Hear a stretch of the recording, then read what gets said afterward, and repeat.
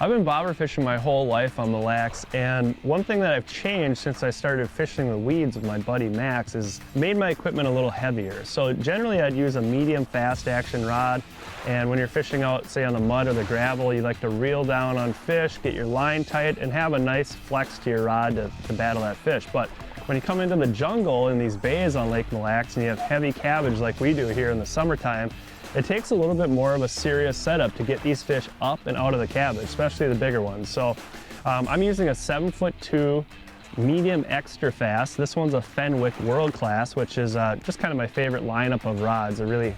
From there, I have a 10-pound main line. This happens to be Ultra 8 carrier.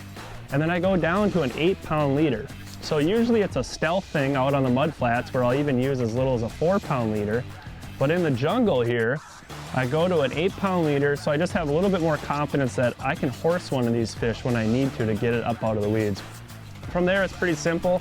I'm using a perch colored jig. This one happens to be a 16th ounce just for a little bit of stealth.